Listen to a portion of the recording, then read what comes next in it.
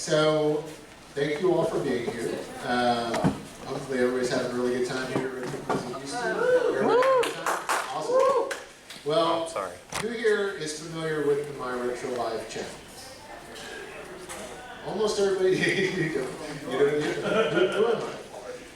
Everybody here seemingly is. I'll just go ahead and briefly recap if you do not know the channel.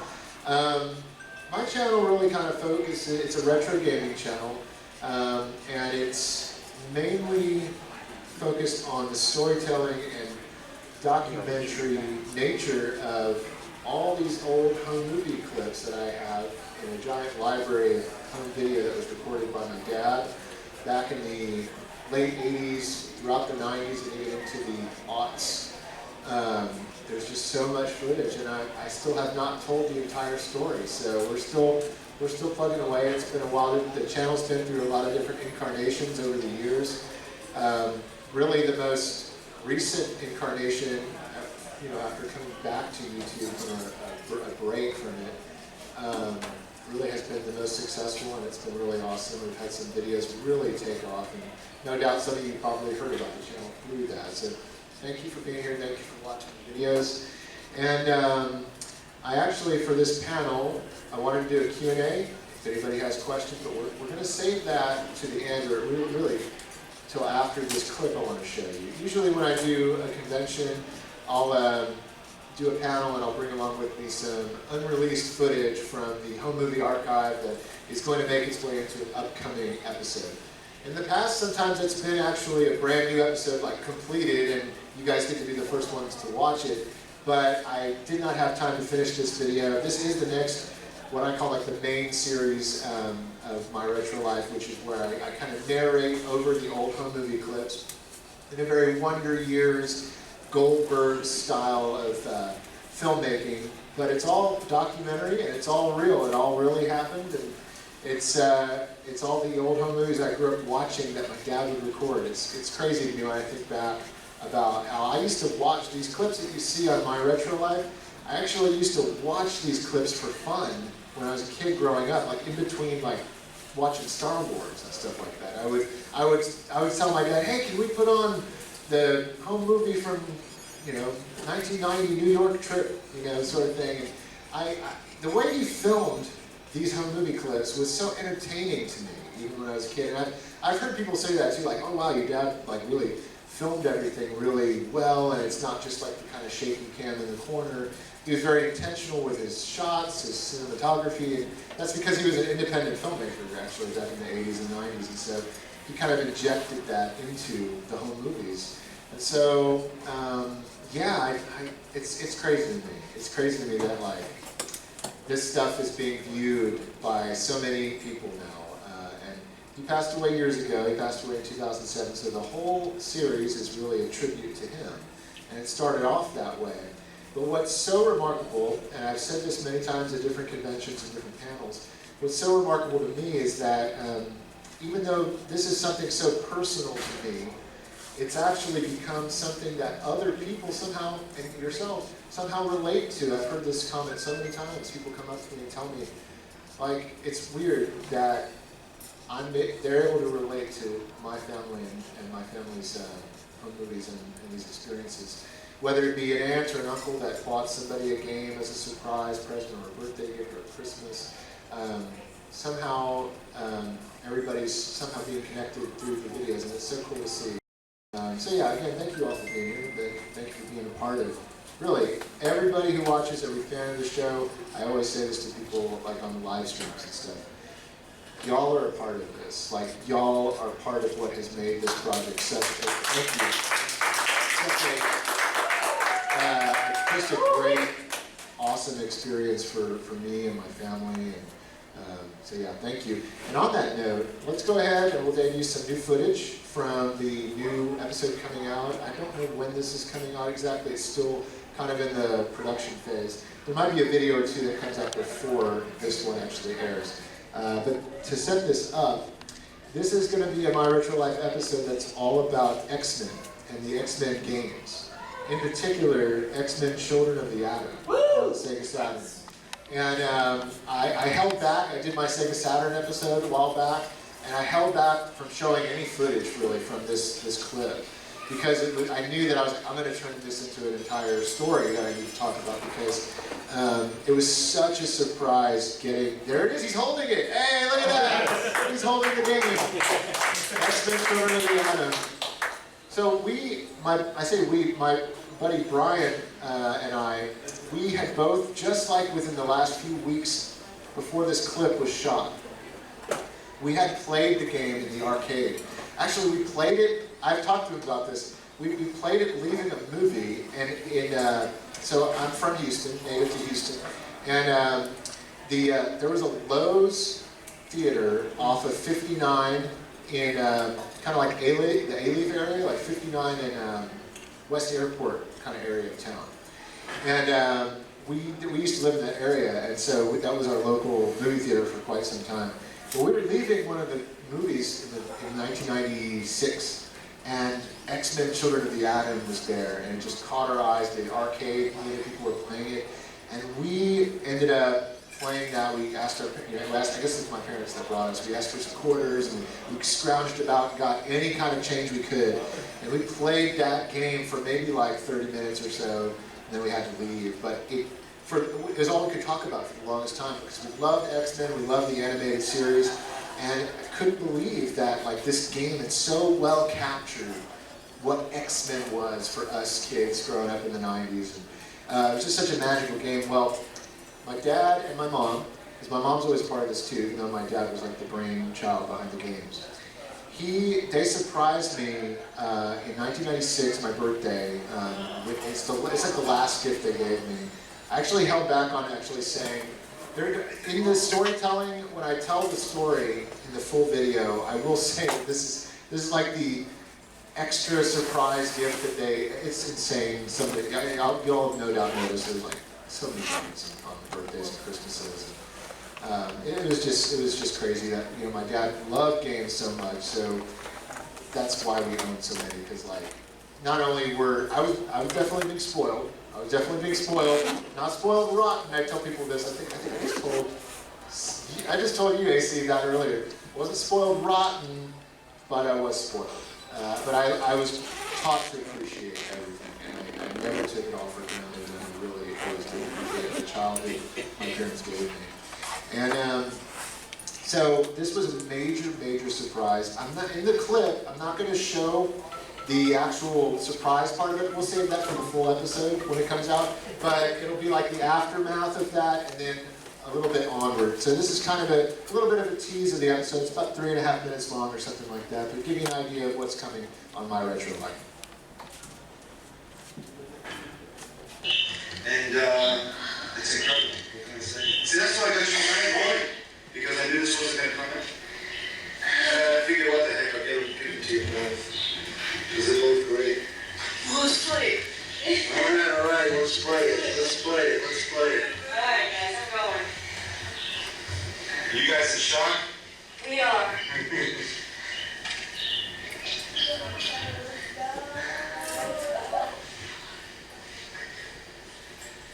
We are ready for the campground.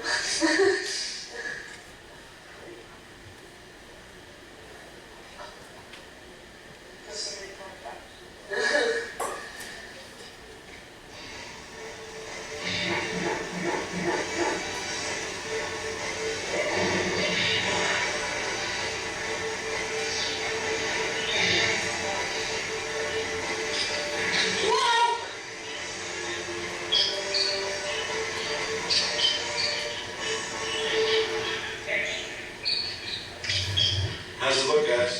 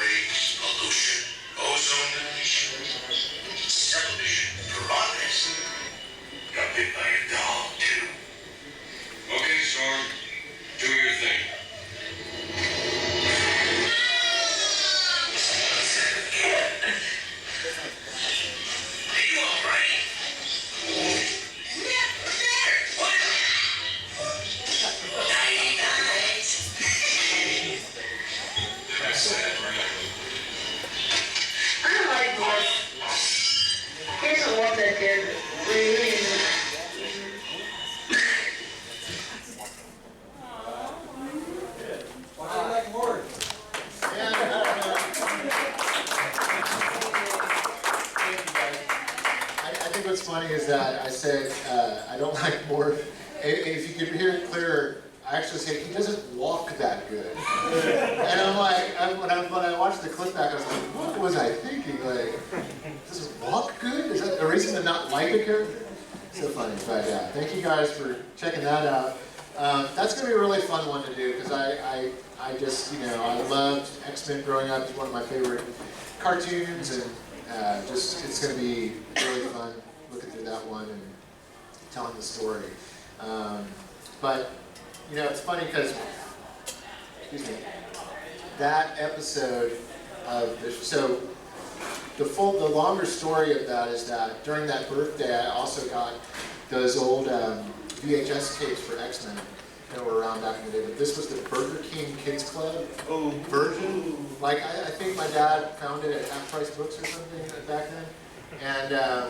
And so it was a present that got wrapped. So the full story of that whole thing as it pans out, you'll see like it became like a very X-Men themed birthday with not only the game but then the cartoon, and then he captured us watching the show, and so yeah, it's just really cool. And the longer story too will also dive into something I've never really talked about a whole lot on the channel, but that my grandfather was actually an inker for Marvel back in the day. He actually was a comic book artist. And so he was around in the Silver Age of comics doing Spider-Man and Wonder Woman for DC. He did all sorts of comics back in the day. And so this is going to be one of the first times I'm really on a, maybe I only talked about it on social media, so it might be one of the first times in a video for the channel that I've ever talked about my grandfather. The whole episode will be largely a story about his career in comics, mixed in with basically how it affected me as a kid growing up in like a comics family, and then how X-Men became one of my most loved things as a kid. So all of that will play into each other into the episode. Now I'll show a lot of old footage of my grandfather. And I've even got footage that Dad recorded of my grandfather in his workshop inking Spider-Man and stuff. So yeah, it should be cool. But I'm excited to get that one produced and done. But on that note, I'd love to open this up for Q&A. If anybody has questions, I'd love to answer them. Right up here. So I saw one of the movies you guys played at X-Men Children had. What favorite character do you play on the X-Men Children? So I love that you asked that. He asked what was my favorite character to pick on X-Men Children of the Atom, which was the game in the clip. And I picked him in that clip, and it's Iceman. I would always pick Iceman because I just loved his powers so much. I just thought it was the coolest thing to slide around on the ice, and I loved his character design and how he used the powers in the comics and in the cartoon. I know he wasn't a main character in the TV show. Only every now and then he'd pop up in a few episodes. but I always loved Iceman, picked him all the time. Do you ever try to do secret codes about getting the Oh yeah, I forgot about that. You're making me remember that. I think we might have done that code before. Yeah, but I totally forgot about Akuma. He says Akuma is available in Children of the Atom through a secret code. That's great. Yeah, I miss secret codes like that for games. Those are great. Like you felt so rewarded and like. Now they're just DLC. Yeah, now it's just DLC. Man, whatever happened to secret codes and unlocking all the content that now would be digital content? I remember Fighters Mega Mix on Sega Saturn was like chock full of unlockables, and it was so much fun to play through that game over and over again, unlocking everything. And now I think about it, a game like Fighters Mega Mix wouldn't exist like that today. It would all be DLC. Yeah. Any other questions? Back here. Yeah, I should say I really love your videos. Oh, thank you. I feel nostalgic for me, even though I was born in 1996. I'm watching some way before me. Yeah, and my dad recorded me too, so I could relate to it. And when I watch my parents' old videos, like I kind of like cringe with the way I dress, the way I talk. I want to know if you have that problem with all these people seeing how you used to be. I did for a long time, actually. So to say his question through the mic, he asked, do I ever feel like I'm going to cringe watching myself as a youngster back in the day, like in different eras and stuff? And I think the answer to that is probably not so much when I was a younger kid, but in my teenage years, I definitely kind of cringed with the kind of gawky era of, my haircuts were horrible. Every teenager kind of goes through that stage. And I definitely look back at that time and think, why didn't my parents make me dress differently or get a haircut or something? But that's just me personally. But that would be the answer to that question. Yeah, some of those like in the Dreamcast era when I'm like a teenager and stuff, I'm like, oh, cringy moment. Yeah, right here. Okay, what is your most favorite video you have ever recorded ever in your life? In my life? What's the most favorite video I've ever recorded in my life? Wow. I went into videography for a living, so I do video production for a living aside from the channel. So there's so many different things. I think, I've said this before, and it's probably like one of my favorite episodes of the series, the Ghostbusters episode that involves all the action figures. I feel like that's one of my most favorite videos I've ever produced because of just how special it is to me, that footage. There's some really tender moments with my dad and I when I'm like 3 years old. And it's just very touching. I've told people this on the live streams before, how it even when I watch it now, I get choked up watching. It's one of the few episodes that I actually get choked up watching if I rewatch it. And I'm very proud of how that one came out because it's I feel like it captures the heart of the show. Even though it's not even a video game related episode, it's all about the Ghostbusters action figures. That one's probably one of my most favorite videos I've produced. Yeah, favorite episode by far so far, you did the Coco one. Basically, the God, somebody record that. Do you have new episodes like that or planned in the future, like for other retro stores like that around? Unfortunately, so yeah, he says favorite episode is the Funko Land episode / GameStop. I kind of dispersed all the footage on that one. Like I was like, you know what? I don't really have too much more to make an episode out of, so let me use it all in this one. And so there's little moments in that episode of just there's probably a little bit longer clip of me at EV Games when I was a kid, but it's maybe only a few seconds longer. And so there's not enough substantially there to actually. Now what I could do is take what I do have of the EV Games trip in 1994. I think in the episode you see me, I'm standing in front of all these Sega Saturn games. And maybe there's a shot that Dad recorded of the Atari Jaguar games on the rack. That was from a visit to EV Games in 1994 or 5. And what I could do is take what I do have of that, show it again for everybody, but in a kind of more of a video where I tell the story or memories of EV Games and going to EV Games specifically. but it wouldn't be something it would be something you've already seen before. Yeah, I mean, it was I had this peak. Like, I was actually, I super enjoyed their homework in class. I still practiced the little class. Oh, I was so awesome. happy watching that video. Well, thank you, man. Yeah, that one was. I always had that footage of Funko Land, and I knew for a long, long time that this was going to be a special episode, and I really wanted to make it special. And I'm really happy with how it came out and how the response was to it, and everybody really liked it. So thank you. Anybody else? This is right here. Yeah, go for it. Yeah. Did you ever play Fantasy Star, Bloopers Ultimate? I think it was 2. What do you think about it? I never did. I never played Bloopers. I never did. So my Fantasy Star online fandom kind of ended with episode 2 on the GameCube. That was kind of where I didn't play the card game. That was like episode 3, I think they called it. And then I didn't get into Blueburst, although I heard a lot of great things about it. So I can tell you really like it. Yeah, is it really good? It's amazing. Yeah, I gotta check it. I don't know if there's a way to play it these days. Is there, Blueburst? I think they got the server down now. Okay, yeah. That's unfortunate with the... It's fun. It's fun. Maybe I can check out some videos or something. Anybody else play Phantasy Star Blueburst? Is that what was really good? Yeah. Yeah, that's too bad. Yeah, some games like it's lost media. That whole aspect of video games right now. That's why if I do buy games these days, it's always physical. Because I'm like, it's not going to exist at some point if I buy a digital. I just know it at some point. They're going to close the shop or something will happen. So I think I'll go back to you, but I'll answer your question. Huh? I like that show when you unwrap you unwrap the present and you say, "Hey, watch it, buddy." And I was wondering, can I get a "Hey, watch it, buddy" from you? Sure, we can do a reenactment of "Watch It, Buddy." Watch it, buddy.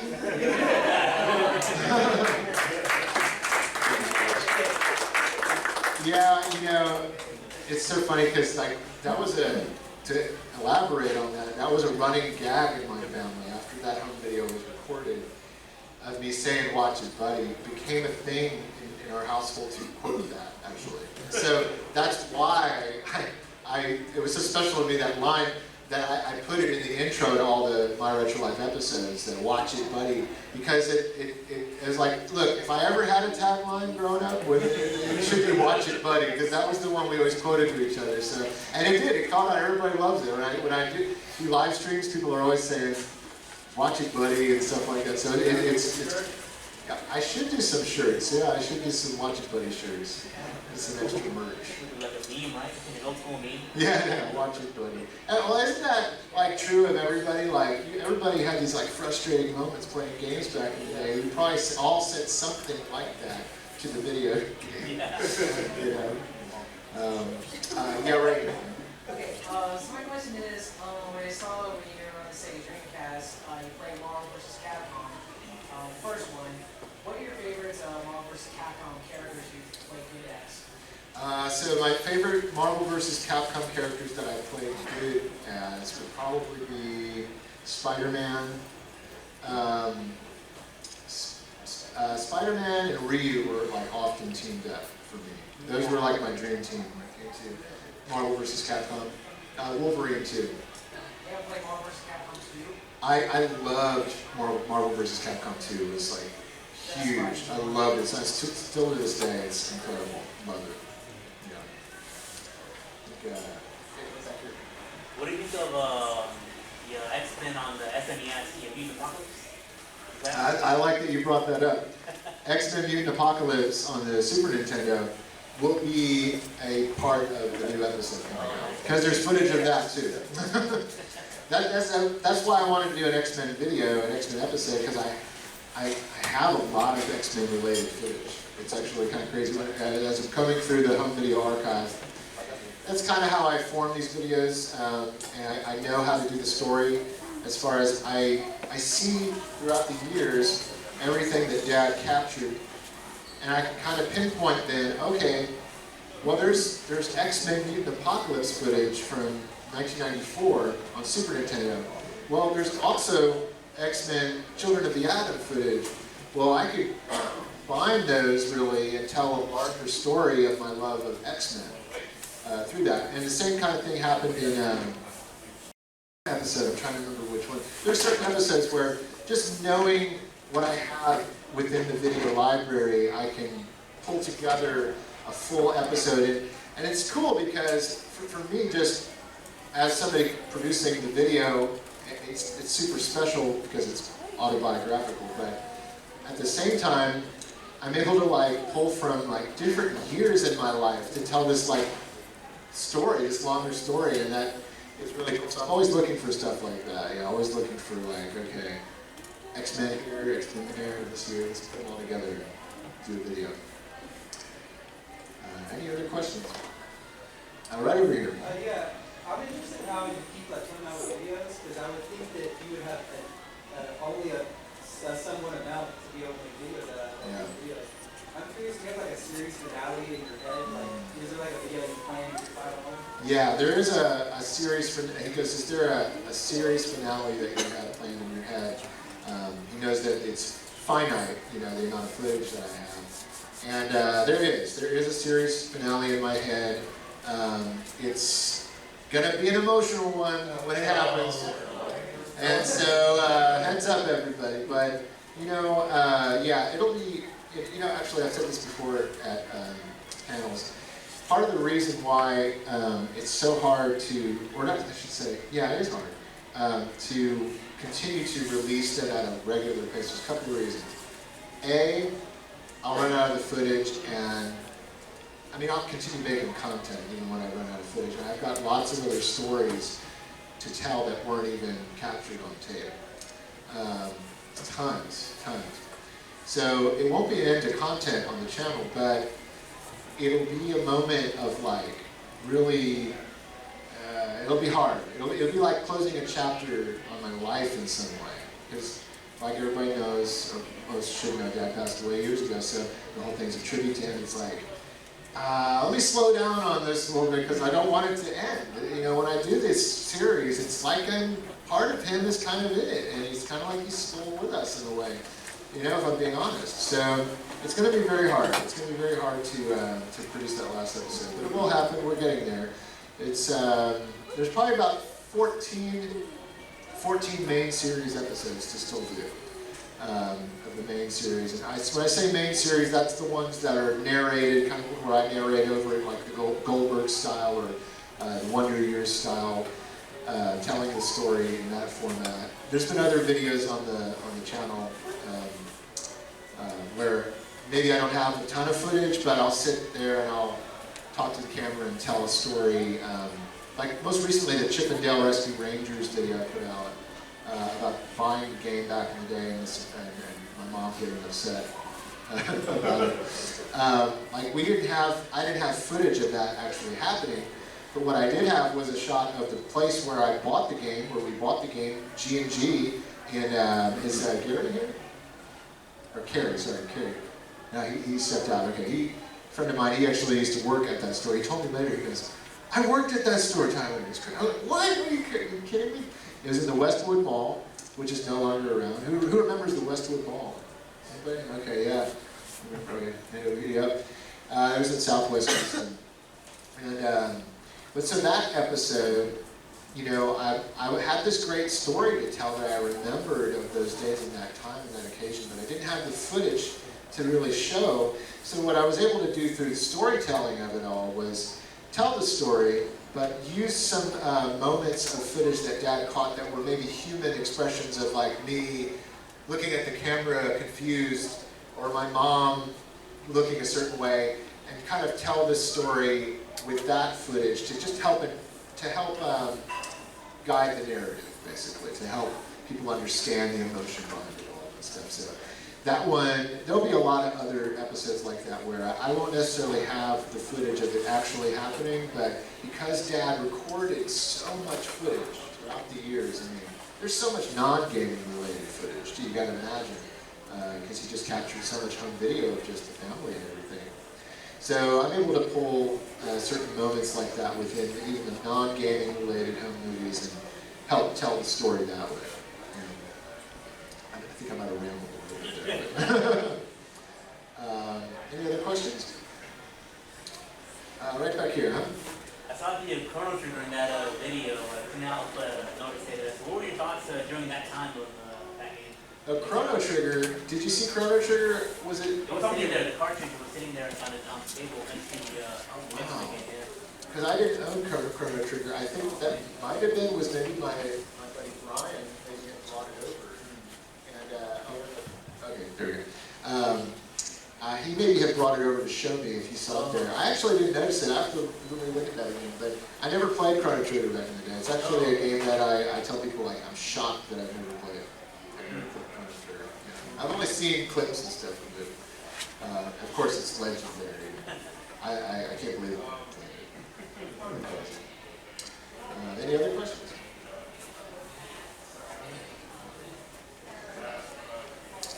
Well, okay. There's no, oh, yeah, Another Fantasy Star. Yeah, Fantasy Star related, Okay, yeah. I love Fantasy Star. Sure. Okay, so, I saw it in the Japanese website. I Yeah. don't know if it's in for America yet, Okay.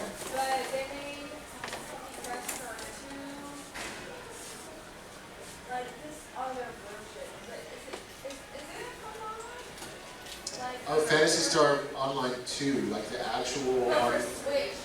I know, it hasn't come out in America on Switch. Fantasy Star Online 2 was released only in Japan years ago, and they've been talking about it for years, actually bringing it to North America. Yeah. And I think they did do that on Xbox. If you have an Xbox One, or what's the newest, what's it called? Xbox Series X. Yeah, what is it even called now? I don't remember.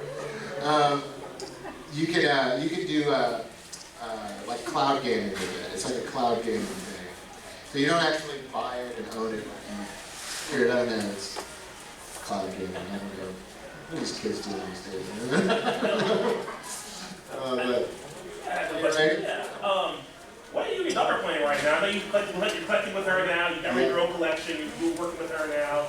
So what are you guys playing together? So my daughter and I said, "What are your daughter and you collecting together?" And really, it's Nintendo Switch games, like anything related to the Mario / Kirby / Zelda / anything Nintendo first party. She just loves and adores.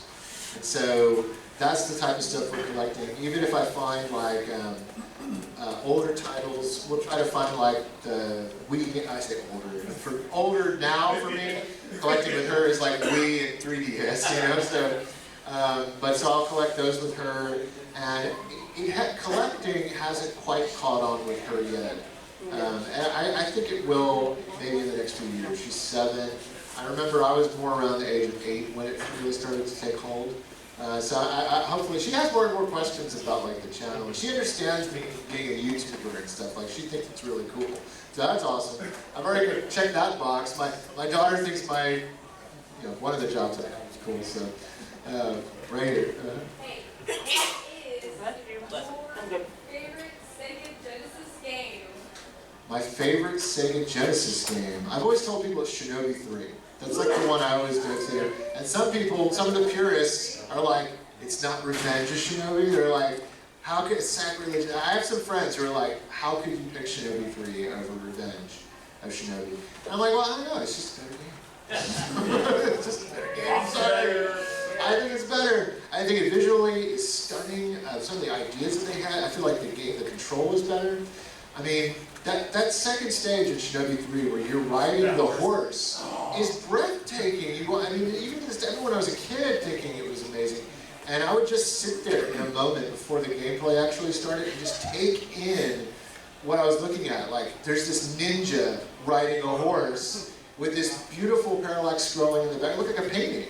It looked like, and the music was really great too. Like, that stands out to me as a moment, like, in gaming for me that, like, was jaw-dropping visually. I can play that song on the loop for 30 minutes and not get tired of it. Oh yeah. The whole Play it soundtrack. right now. The whole soundtrack for Shinobi 3 is amazing. My favorite track always is Stage 2 though. When he's going into like the cybernetic facility and Oh, well, that's the horse race. It's not racing. The horse. Yeah, that whole stage, That whole stage, yeah. When it goes into the cybernetic factory after that, that groove is so good. And you're going up the elevator shaft with the. Being doing shrooms, everybody. Yeah. If you guys haven't played Shinobi 3, you're missing out on an experience. That game is hard. It's difficult, but not impossible. That's one where you can really play it, and you just gotta get good. Gotta get good at it. Yeah, right here. Your episode did play Resident Evil Code Veronica. I was wondering what other Resident Evil played over the years. Oh man, so he said in one of your episodes you played Resident Evil Code Veronica, and what other Resident Evil games did I play over the years? Spoiler alert, there's one of the episodes that's to be produced is all about the game remake of Resident Evil 1, the first Resident Evil. So that's to be coming. I played all the Resident Evil games, like up until 6 is when the first one I jumped off the train. And a lot of people did too. A lot of people didn't like 6. Sorry if you're a fan of 6. But like, that's the one that kind of lost me. But I played every single game. I mean, not some of the spin-offs, like, I didn't play Survivor. I didn't play that, the light gun ones. Or I think they're first person, something like that. But I played every single main series game, loved Resident Evil. And I love producing that episode because I love that series so much. And my favorite was always Code Veronica. Code Veronica for sure. Yeah. Any other questions? Right here. I wanted to know, have you gotten around to playing Elden Ring? I haven't gotten to playing Elden Ring, although I've heard so much about it, obviously, but it's the talk of the town. What do you think of Elden Ring? You guys like it? Who's played it? Yeah? It's really good? Okay. I heard it's definitely, like, somebody told me, if you're gonna do that, like, be prepared, it's a huge, like undertaking. If you're gonna do it, like, and play it through completion and all that stuff. And so, my time is so limited, it feels like these days anyway, so that's another reason why I'm like, on top of a family and a job and then also doing the YouTube channel, it's so hard to get involved in a big game like that. Because I feel like, honestly, a lot of times, the YouTube content is like my gaming work, my gaming life. It becomes like what I'm going to be playing a game that I'm going to be doing a video about or something like that. So it's kind of lame sometimes like that, but it's just part of it. I get around to playing some games that like I got the Aleste collection recently. I don't know if you guys have played that or heard about that. It was the import on the Switch. I got the physical copy. I was super happy to play that and get that. And so yeah, there's definitely games I'm able to sprinkle in there with time, but yeah, so much time goes into the videos of the channel. Yeah, big time. Yeah, right here. What was your favorite arcade machine to play at Celebration Station? Oh, Celebration Station. Don't bring that place up. Oh man. So, did you guys see the arcade episode of My Retro Live? Yeah. It's okay. You saw it. So there's an arcade episode. For those of you who maybe don't know, there's an episode. So there was an incarnation of the channel that was a while back. That channel doesn't exist anymore, but I ended up putting the episodes that I produced on Pixel Game Squad. Who watches Pixel Game Squad? My friends over there in California. Okay, so a lot of the episodes of My Retro Life actually started coming back to life, so to speak, on Pixel Game Squad. It's kind of a long story, but that video, if you want to go check it out, the arcade episode of My Retro Life is on their channel. So if you did a search for My Retro Life Arcade, you'll find it. But you'll be watching it on Pixel Game Squad. It hasn't been uploaded to the main My Retro Life channel as it exists right now. But my favorite arcade game growing up was Space Harriers. By far. By far, my favorite arcade game. Now, my favorite arcade gaming experience, though, like that game also was on consoles, and I loved playing on consoles. But as far as an arcade gaming experience that you really couldn't get out of the arcade, the same feeling and the same experience, I probably have to give that one to House of the Dead. The first and second House of the Dead. Spent so much time, so many. Dave & Buster's. Every time we went to Dave & Buster's, it was House of the Dead. And it was a blast getting together with your buddy and playing through that game with a big monitor that was on that arcade unit. And if the sound was calibrated right, if everything was good, you got totally immersed in House of the Dead. And man, that was one of my favorite arcade gaming experiences by far. That maybe Turtles arcade. That was also another huge one, for sure. Okay, what time is it? Let me make sure. 4:42. Okay, cool. Awesome. Any other questions, guys? I'll get right back to you, but let's do this one, huh? I'll get you next. So I know you're into bands like Cheap Trick. I want to ask you, what are your favorite concert memories for any band? Man, okay, so he said he knows I'm into bands like Cheap Trick, because I think I've mentioned it somewhere online, somewhere I mentioned that, or in the videos. What are some of my other favorite bands growing up that I was into? Cheap Trick, and a lot of it came from my dad, because my dad was big time classic rock fan. And so Cheap Trick was one of his favorite bands, and thus became one of my favorite bands. It was definitely a band that we experienced together, saw them many times live. Was that the question, like live experience? Is that your favorite concert memory? My favorite concert memory, okay, yeah. It would have to be a Cheap Trick concert memory, because that one is the one I'm thinking of is, so Cheap Trick, those of you who don't know, they had their hits Surrender, Dream Police, The Flame, a bunch of like classic rock staples. They were playing they called it a 3-night stand in Austin at La Zona Rosa in the late 90s, like in 1998. And this is another little insight into Dad and just how cool he was, okay? So he actually decided to buy us tickets to each of those nights. And we went, I was like 12. I was like 12 years old. And we went to Austin, spent the entire weekend with his cousin, and we, every night, for 3 nights in a row, went to see Cheap Trick at this club called La Zona Rosa. I don't know there are maybe somebody's been to La Zona Rosa, but it's an old school club in Austin, Texas, like a rock club.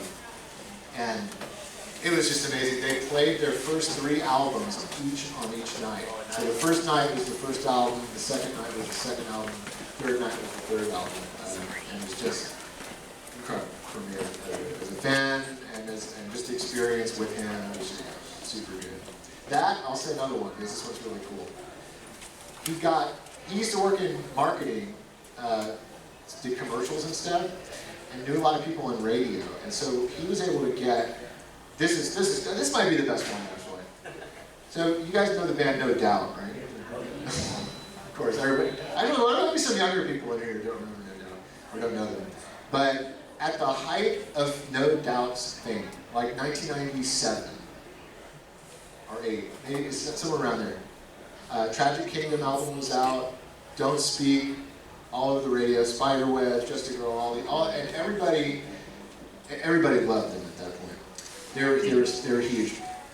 Dad, through a radio promotion, somebody he knew, got us pit passes at Woodland, Cynthia Woods Mitchell Pavilion. Cake opened for No Doubt, and it was just off the hook. And I was only like 10 or 11 years old, and I'm in the pit with all these other adults, and like people screaming for Gwen Stefani, and that, for those of you who don't know, Gwen Stefani was the front woman of No Doubt. And it's like, yeah, big fan up here of Gwen Stefani. So we get to Dad, I guess he always wanted to make every experience magical. So he helps get us and propels us to the front of the pit, literally right in front at Cynthia Woods Mitchell Pavilion, giant stadium. We are the 2 in the front at this concert, the very front row. And they come out, they start doing their thing, and it's just amazing. Well, the problem is, the crowd becomes so wild behind us that I'm this little kid, right? I'm in the very front, and he, at one point, realizes that he has to protect me, because all of a sudden, these people are it's a mosh pit. And so he actually positions himself in front of me as a shield, because he's getting rammed from the back, and I, as a result, as a kid in the front, I'm getting hit up against the railing that was there.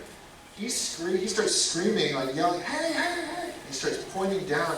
The security guard looks over, And the security guard's like, what? And he goes, look below me, look below me. He sees me and I'm like struggling. I'm like hit against this this railing. And he goes, oh, he like freaks out and he lifts me up, the security guard, and puts me, you know, behind the rail.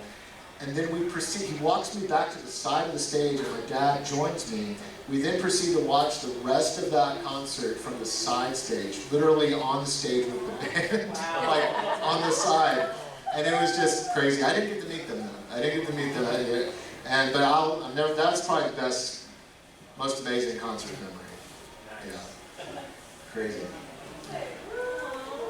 Man, that was wild. That was wild. It was interesting to, you kind of rejuvenated some of those memories just asking that because I haven't thought about that in a while. But yeah, any other question? You had another question? I think we have time for a couple more. Y'all get Valley in a couple weeks? Which one? Y'all get Mario Strikers Valley in a couple weeks? Yeah, we probably will end up getting that one, yeah, for sure, because that's a Mario first-party title, so Hallie will love it. She will love it. Yeah, that's going to be one. She also wants, we haven't picked it up yet. What was the one that came out recently? There's one that we kind of skipped. I forget it right now. In the Switch Sports, let's get that one. That one, that's the one. We didn't get that one yet. Nintendo Switch Sports, yeah. But how is that one? I heard that was really good. It's fun. It's fun? Okay. Nobody's over the moon about it. Drinks and playing that. Okay. It's not maybe $60, but it's a good game. Hey, we'll probably wait for it to go on sale or something like that. Yeah, for sure. Right here. How do you do multiplayer fighting games at your home on your Nintendo Switch? We really haven't played many multiplayer fighting games at my house. And with Smash Brothers, we'll just do like, you know, Pro Controller, and we have another wired Pro Controller. It's like, but it's not really the good Pro Controller. It's like the cheaper one. But it still like feels like a controller that you know you can have, do a fighting game with. You know, so that's the way we'll usually do it. Yeah, right here. Have you seen Sonic the Hedgehog 2? I have seen Sonic the Hedgehog 2, and it was awesome. It was excellent. Hallie loved it too. It was great getting to see that with her. And it was really surreal too. I remember thinking like, I can't believe I'm watching a good Sonic the Hedgehog movie. And I'm watching it with my daughter, and she's around the same age I was when I was huge into Sonic. So it was like super cool and super special watching that. And they did a great job. I really hope Jim Carrey comes back for the third one, even though he said like he's going to retire. Stuff like that. Yeah, but I get it. Yeah, he is such a good actor. When he is like officially done, like never makes any more movies, I mean, what an icon. Jim Carrey, for all of us growing up, I mean, he's one of the top actors. I'll be right back here. Do you think there's any video games that could actually make a good movie out of it? Yeah, I said, do you think there's any video games that a good movie could be made from going forward? I always thought that Lunar, the Silver Star story, would make a great anime.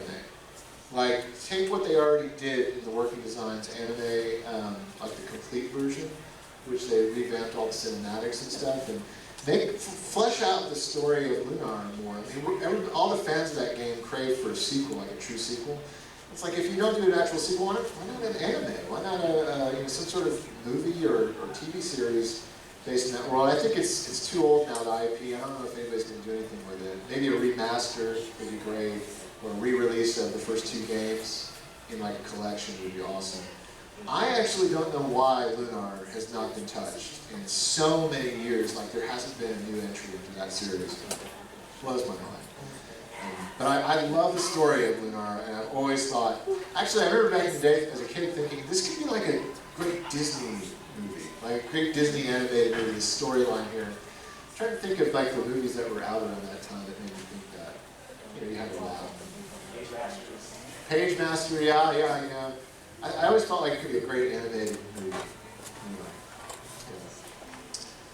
Okay, I think we could do, let's see, maybe one more question? One or two more? If anybody has it. Let's see, anybody, you guys, I appreciate the question. I want to see if there's anybody else that might have one. No more? Okay, right back here, Brian. Favorite Jim Carrey movie? My favorite Jim Carrey movie. Are you calling me Liar? My favorite Jim Carrey movie? Ooh. You know, The Mask. there's two different categories. There's like classic era, but then there's Eternal Sunshine of the Spotless Mind, which is just a brilliant film. And that's like not, I think a lot of people forget about that movie. And that's an incredible film. So that might be my favorite Jim Carrey movie, like filmmaking. But as far as like the comedic Jim Carrey that we all grew up with and loved, and I think like probably, yeah. The Mask is up there now. It's actually way up there. That one, loved that film. And still to this day, there's never been quite anything like it. I mean, the sequel's not even really a sequel. It's not. It's like, you know. So I think that what they did with that film, it combined his comedic brilliance with really cool cutting edge technology, CGI animation. It felt like almost like Roger Rabbit type of mixture of live action and cartoon, but with this such an interesting concept, a comic book kind of concept. Yeah, it was great. I love The Mask. Yeah, for sure. All right, we could do one more. Did you have one more? Oh, you go for it. Yep. What was your favorite video game collector's edition you ever owned? Favorite collector's edition from the video game that I ever owned? Well, currently, I love the collector's edition of, I just put out the video, the Mega Man, it's the most recent video on the channel. It's actually Mega Man The Wily Wars retro bit re-release that they just did with Capcom. I absolutely think it's awesome that that's actually, you know, now officially available on the Genesis, like an actual cartridge. But I think I loved, as far as a collector's edition back in the day, man, you know, back in the day there weren't a whole lot of collector's editions. So I'm having a hard time remembering what felt like a collector's edition was Lunar, actually, going back to Lunar, the Silver Star, Complete. It was called Complete. It came with the map, the cloth map, and the CD soundtrack, and I think that's pretty up there if you want to call that a collector's edition. We got time for one more question right here. It's not a question. Uh-huh. It's not very retro either. Okay. Epic has just gave away BioShock collection on like the whole collection for free. They just gave it away? Yeah. Like it just happened? Yeah, you can go download it right now. Wow, okay. Well, for anybody who wants it, apparently Epic has just given away BioWare, they've given away BioWare. BioWare gave it away. BioShock is free now from Epic if you want to check it out. The Epic Store? Cool. Well, thank you guys so much for being here. Seriously, actually, before I leave, I'd love to take a picture of y'all if you don't mind. I'll put it on my Twitter, my social media. Thank you guys for being here. Such a good turnout, everybody.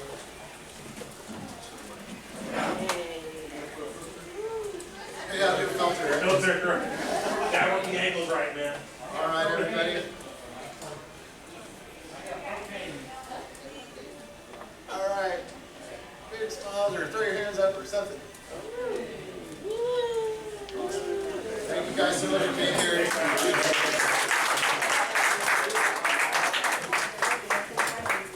So if you're going to stick around for the Game Chasers movie at 5:30, I'm going to ask everyone to leave right now, because we got to reset for that. Sit down.